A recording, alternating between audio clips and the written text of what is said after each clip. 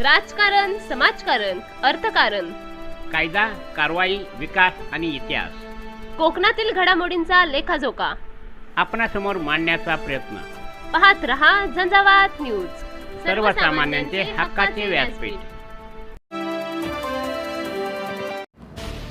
सरकारला व यंत्रणेला खडबडून जाग आणणारा इशारा महाड येथील सकल हिंदू समाजाच्या विराट मोर्चामध्ये हिंदू समाजाच्या वतीने सकल हिंदू समाजाचे नेते उमेशजी गायकवाड यांनी दिला. काय बोललेत उमेशजी गायकवाड? लक्षपूर्वक ऐका. शब्द आणि शब्दाच्या भावना या हिंदू समाजाच्या गोदेवतेप्रती आदर व्यक्त करणाऱ्या आणि गोहत्या करणाऱ्यांना हादरवून सोडणाऱ्या. खरं तर गेली काही महिने रायगडमध्ये सातत्याने पूर्ण रायगड जिल्ह्यातच शासकीय दृष्ट्या विचार जर केला, अगदी खोपोलीचं हळ असेल, ठाण्याच्या सीमेवरती तलोजा असेल, महाडच्या काही वस्त्यांमध्ये अगदी आपला मोरबा असेल, अन्य काही भागांमध्ये गौवंशाची हत्या सातत्यानं होते.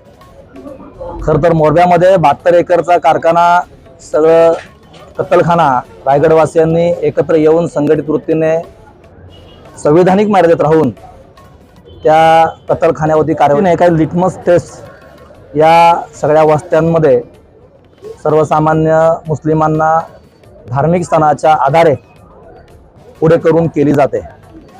ज्या प्रकारे शेकाटी बंदरावरती RDX उतरलं, अगदी मधल्या काळामध्ये कराचीला जाणाऱ्या इथल्या शेळ्या मेंढ्या देखील गौरक्षकांनी कारवाई करून जप्त केल्या होत्या.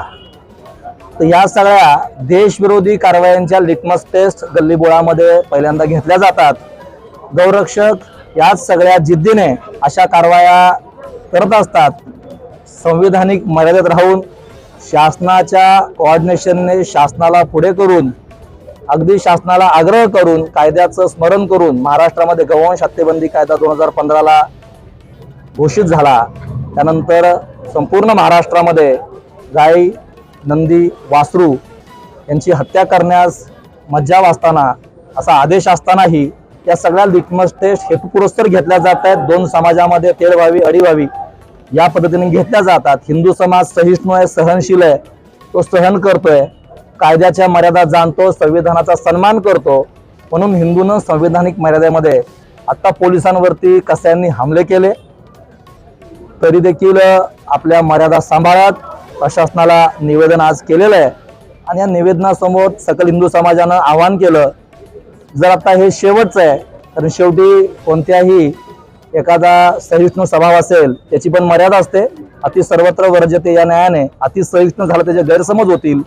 त्यामुळे समाजाने आज निवेदन देताना ताकीद दिली प्रशासनाला, यापुढे जर रायगड जिल्ह्यामध्ये एकही गौवंशाची हत्या झाली तर झालेल्या घटनेला समाज जबाबदार धरला जाणार नाही.